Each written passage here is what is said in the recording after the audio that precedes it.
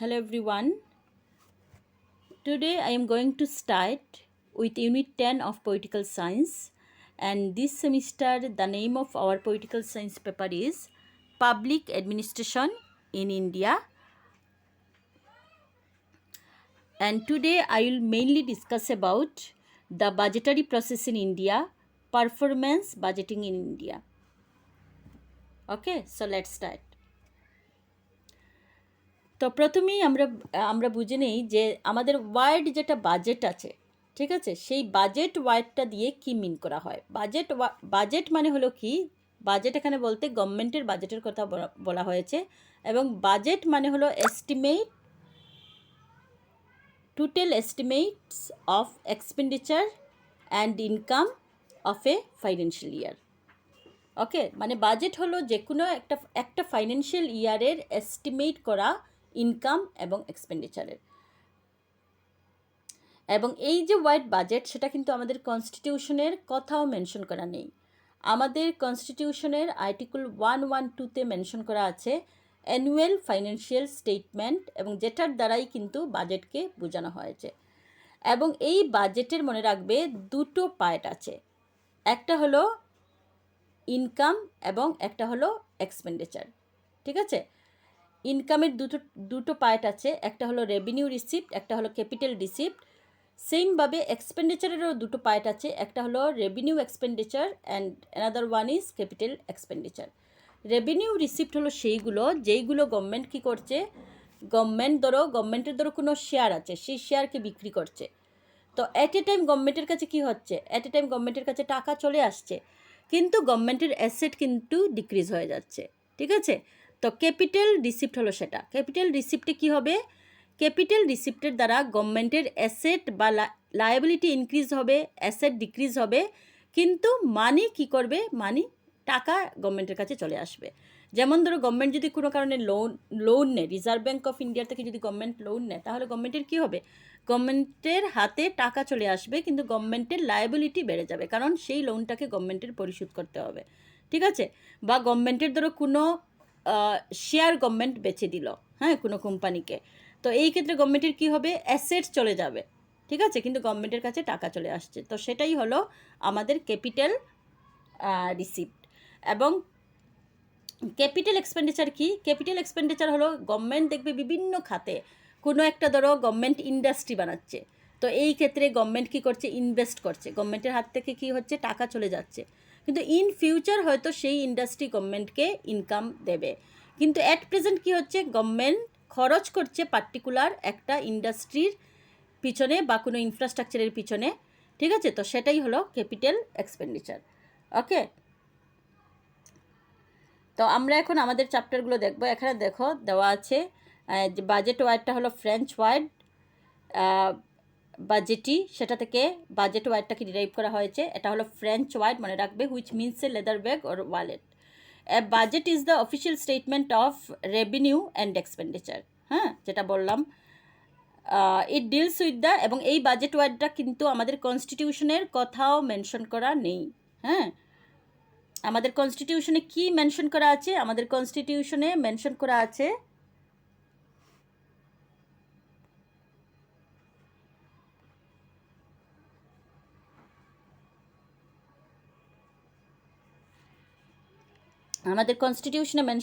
কি, আমাদের কনস্টিটিউশনে মেনশন করা আছে annual financial statement. Okay,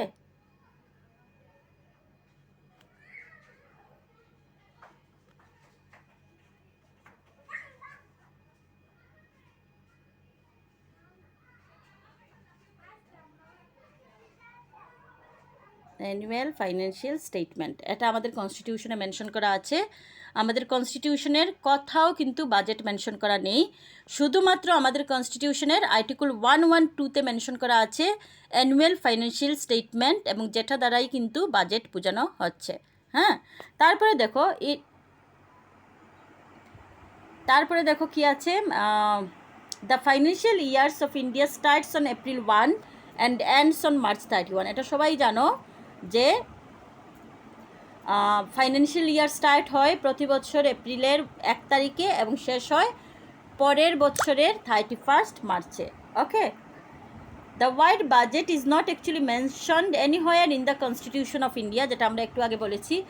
Instead, the Constitution provide for the laying of an annual financial statement, এবং এটা কোথায় বলা হয়েছে? আর্টিকেল 112. ঠিক আছে, মনে রাখবে আর্টিকেল 112 সেটাতে মেনশন করা আছে. ওকে,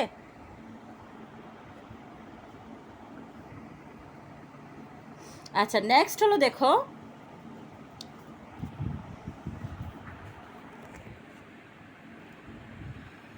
দ্য স্টেটমেন্ট এই যে অ্যানুয়াল ফাইন্যান্সিয়াল স্টেটমেন্ট সেটা কীভাবে কনসিস্ট হয়? Statement of revenue, statement of expenditure and overall statement of deficit or surplus, statement of revenue and expenditure and contains receipt from loan, post office, saving banks and national saving certificates.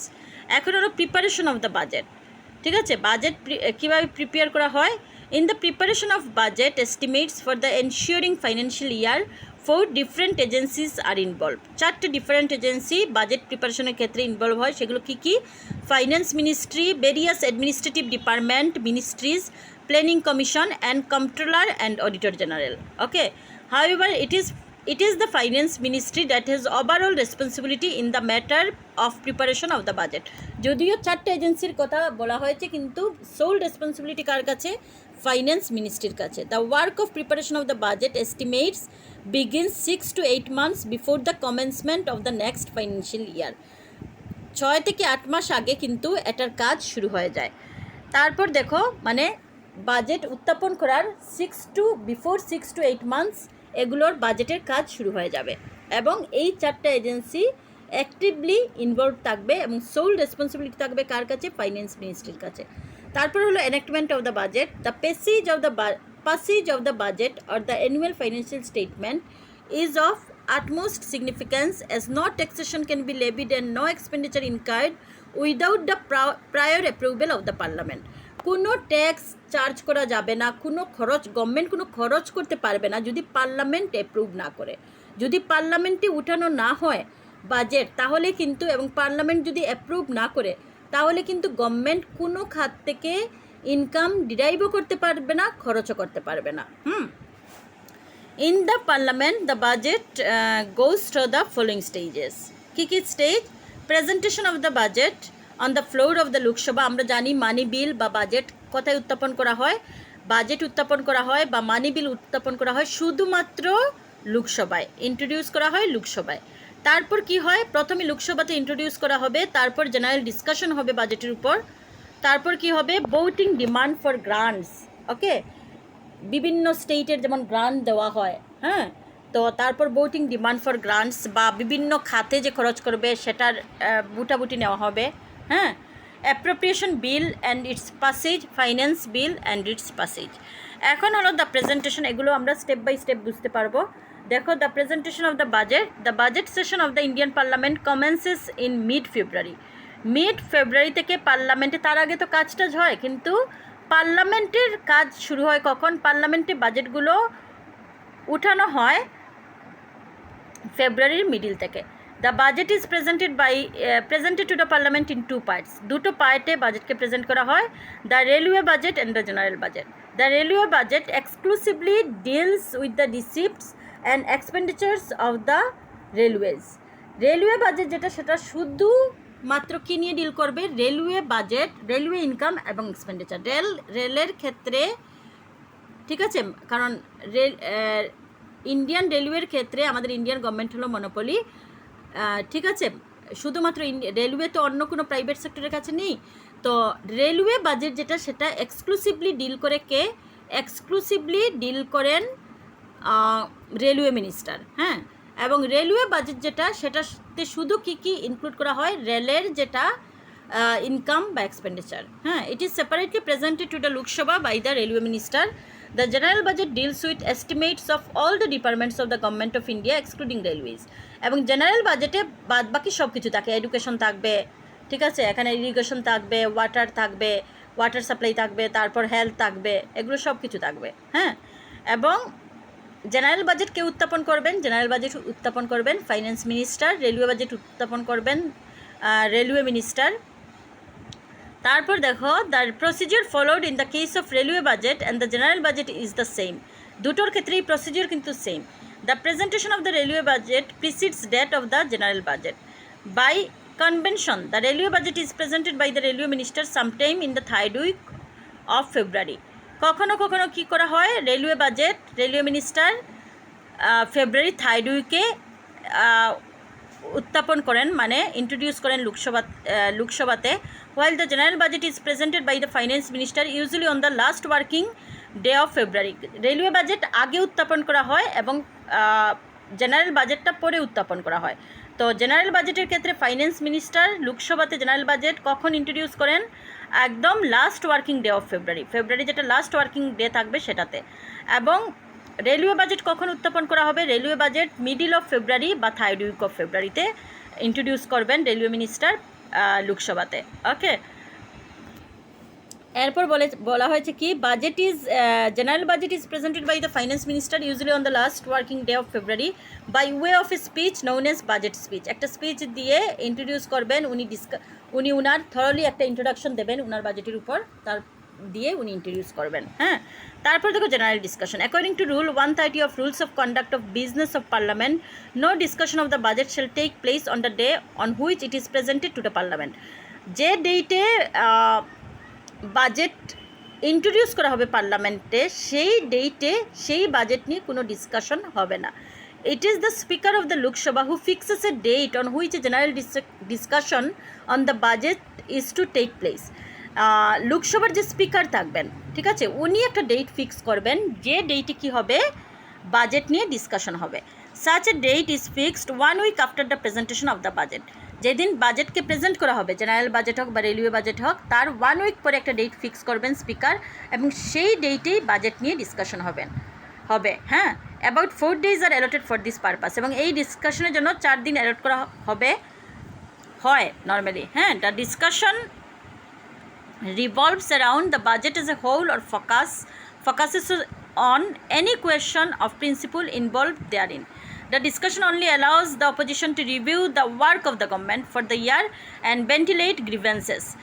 এই discussion কি allow করে, অপোজিশনকে, ঠিক আছে, অপোজিশনকে review করতে পারে যে আগেরবার যে খাতে বা আগেরবার এই মিনিস্ট্রি কিভাবে এই খাতে খরচ করেছিল, বা এটার কোনো কিছু এটাতে বেনিফিটেড হয়েছিল কিনা না মানুষ, ঠিক আছে, বা এটা ঠিকভাবে প্রপার ইউটিলাইজেশন হয়েছিল কিনা না।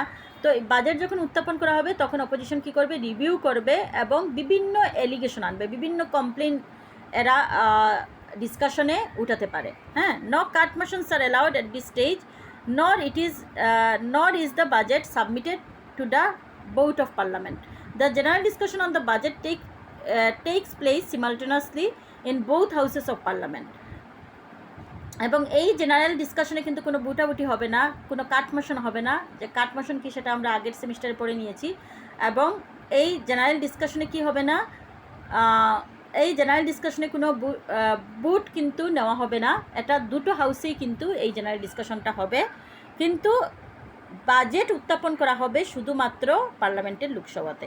At the end of the debate the finance minister makes a general reply. Debate যখন শেষ হয়ে যাবে, অপোজিশন যখন বিভিন্ন এলিগেশন আনবে যে আগেরবারও এডুকেশন খাতে এত টাকা বরাদ্দ করা হয়েছিল কিন্তু এটার তো কোনো প্রোডাক্টিভ রেজাল্ট আসেনি, ঠিক আছে, তো এইগুলো ডিবেট হওয়ার পর ফাইন্যান্স মিনিস্টার কী করবেন, একটা জেনারেল রিপ্লাই দেবেন। তারপর হলো the voting of demands for grants.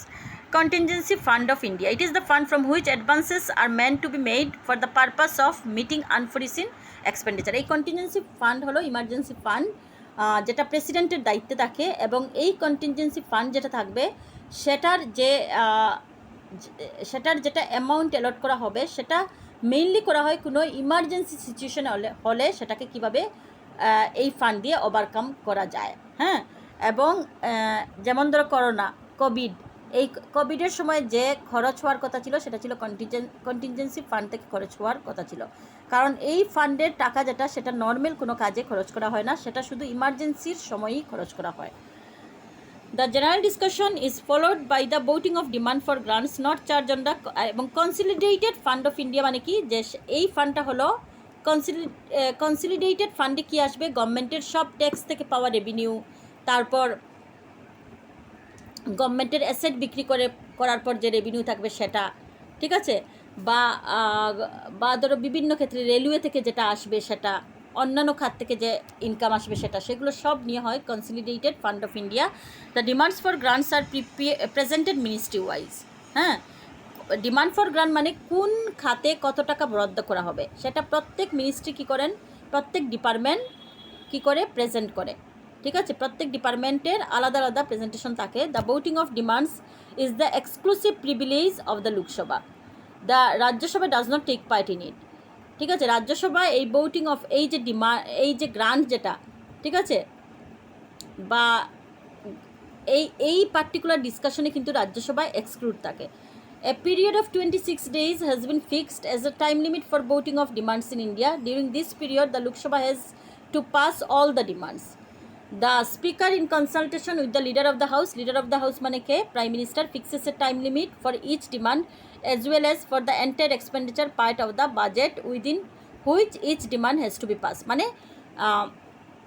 Particular কত টাকা বরাদ্দ করা হবে সেটা নিয়ে ডিসকাশন হয় প্রত্যেকটা ডিপার্টমেন্টের, ঠিক আছে, এবং এটার জন্য কি করা হয়, স্পিকার কি করেন, কনসাল্ট করেন প্রাইম মিনিস্টারের সঙ্গে এবং একটা টাইম লিমিট ফিক্স করেন,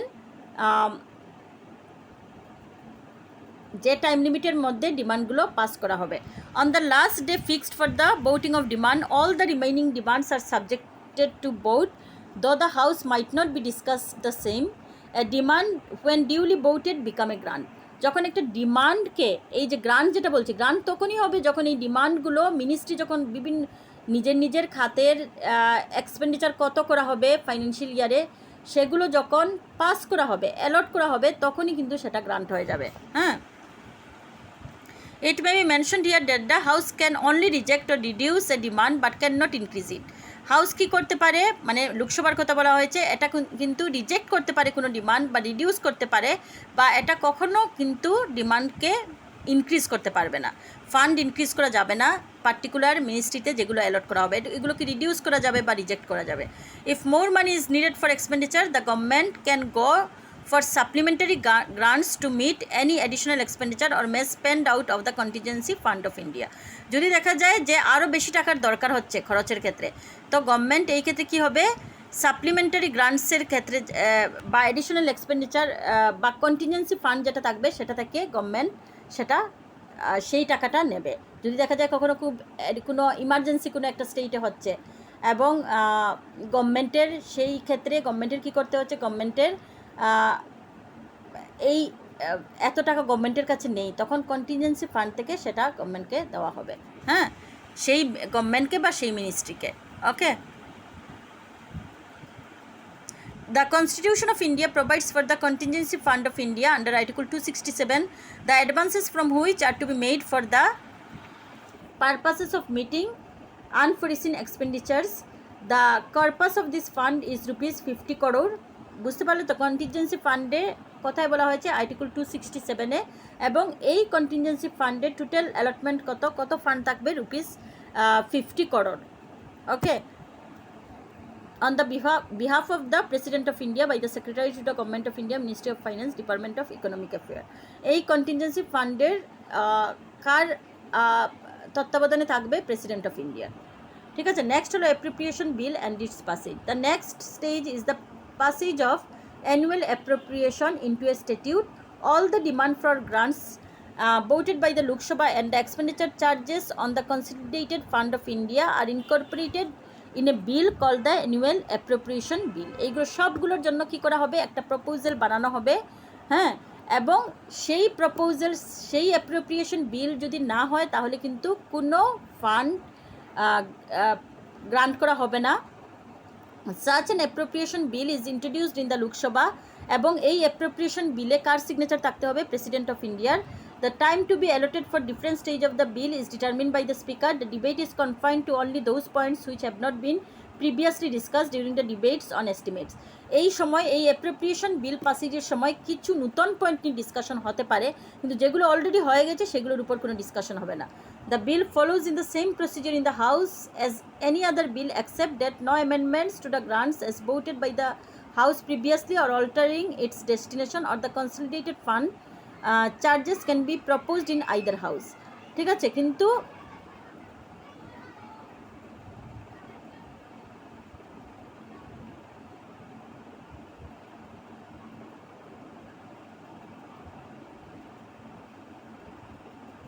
যদি কোনো অ্যামেন্ডমেন্ট হয় তাহলে সেটা আলাদা ব্যাপার, কিন্তু অ্যামেন্ডমেন্ট না হলে যেরকম যে কোনো বিল যেরকম প্রেজেন্ট করা হয় সেভাবেই সেই বিলটাও বাজেটের যেটা অ্যাপ্রোপ্রিয়েশন বিল সেটাও সেই রকমভাবে প্রেজেন্ট করা হবে। After it is passed by the Lok Sabha the appropriation bill is certified as a money bill. যখন লোকসভা কী করবে, পাস করে দেবে, মানে স্পিকারের সিগনেচার থাকবে, হ্যাঁ, তখন কি করা হবে, এটাকে মানি বিল হিসাবে ট্রিট করা হবে এবং রাজ্যসভাকে পাঠানো হবে। Rajya Sabha has neither the power of amending or rejecting the appropriation bill. রাজ্যসভার কিন্তু কোনো পাওয়ারই নেই এই অ্যাপ্রোপ্রিয়েশন বিলকে অ্যামেন্ড করা, সংশোধন করা বা রিজেক্ট করার। It can only discuss and make recommendation within 14 days two the Lok Sabha.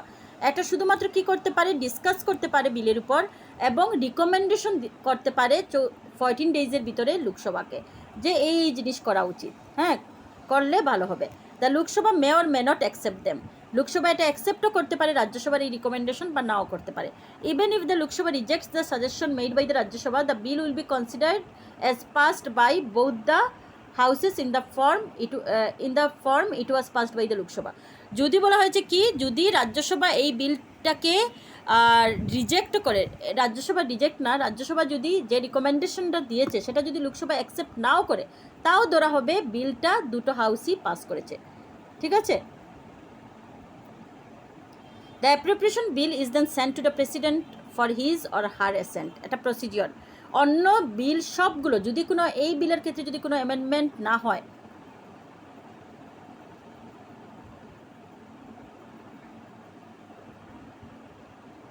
ঠিক আছে, যদি কোনো অ্যামেন্ডমেন্ট না হয় তাহলে অন্য বিল যেরকম প্রেজেন্ট করা হয় সেমভাবে অ্যাপ্রোপ্রিয়েশন বিলও পার্লামেন্টের লোকসভাতে প্রথমে প্রেজেন্ট করা হবে, লোকসভা পাস করার পর সেটা রাজ্যসভাতে পাঠানো হবে। রাজ্যসভাকে 14 days থাকবে রাজ্যসভার কাছে। 14 days ভিতরে রাজ্যসভা রিকমেন্ডেশন যদি পাঠায় এবং সেই রিকমেন্ডেশন লোকসভা মানতেও পারে, নাও মানতে পারে। মানলেও না, যদি লোকসভা নাও মানে তাও ধরা হবে এটা দুটো হাউসই এই বিলটাকে অ্যাকসেপ্ট করেছে এবং সেটা প্রেসিডেন্টের সিগনেচারের জন্য প্রেসিডেন্টের কাছে পাঠানো হবে। তারপর দেখো, the appropriation bill is then sent to the president for his or her assent. The president is bound to give his assent to the bill as the president can not return a money bill for reconsideration. প্রেসিডেন্টেরও কী করতে হবে, এই বিলকে accent দিতে হবে, কারণ president কখনো এই বিলটাকে রিজেক্ট করতে পারবেন না বা রিটার্ন করতে পারবেন না রিকনসিডারেশনের জন্য। তার মানে এই পুরো ক্ষেত্রে আমরা বুঝলাম কি, বাজেটের ব্যাপারে পার্লামেন্টের লোকসভার পাওয়ার হলো অনেক বেশি অ্যাজ কম্প্যারিজন টু রাজ্যসভা। ঠিক আছে। The passage of the appropriation bill by the parliament and the assent of the president authorizes the government to withdraw money from the public fund and spend it as per the appropriation act. যখন এই বিলটাকে প্রেসিডেন্টের signature দিয়ে দেবেন তখনই government authorisation পাবে যে consolidated fund থেকে মানি withdraw করার জন্য, তার আগে কিন্তু না। হ্যাঁ,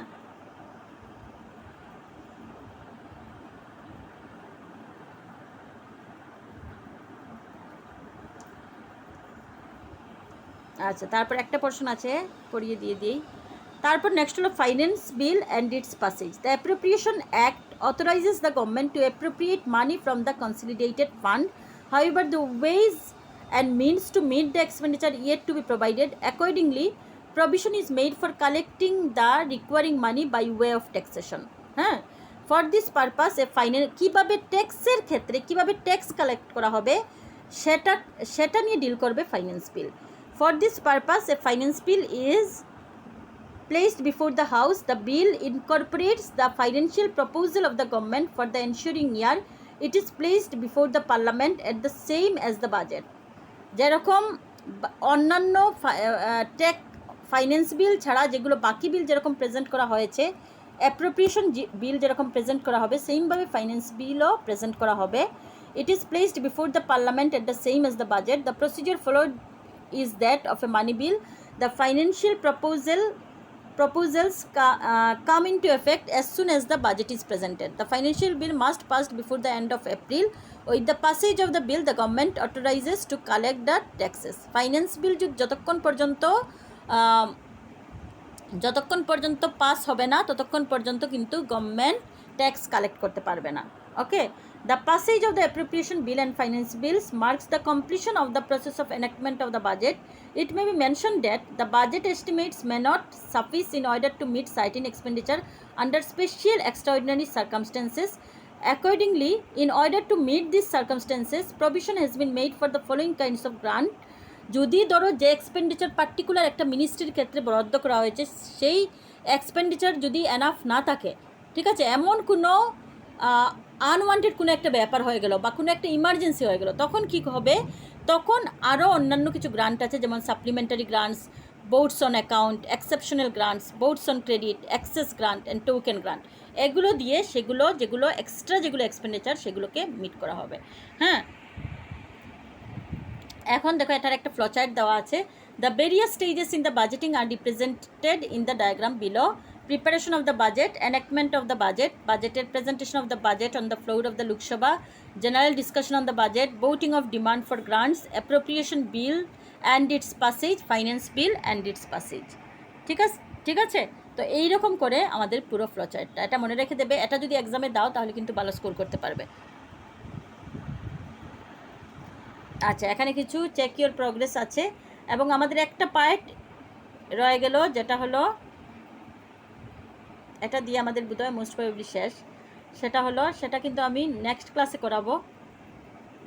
পারফরমেন্স বাজেটিং ইন ইন্ডিয়া, এটাও কিন্তু একবার পড়বে। এটা কিন্তু অনেকটা আমরা যেগুলো ডিসকাস করেছি বা লাস্ট সেমিস্টারে যেগুলো কথা বলা হয়েছিল সেগুলোর উপরই একটু দেখে নেবে এবং নেক্সট ক্লাসে আমরা সেটা ডিসকাস করব। ওকে, এবং এটার একটা নোটস আমি দিয়ে দেবো, একটু চেক করে নিও তোমরা।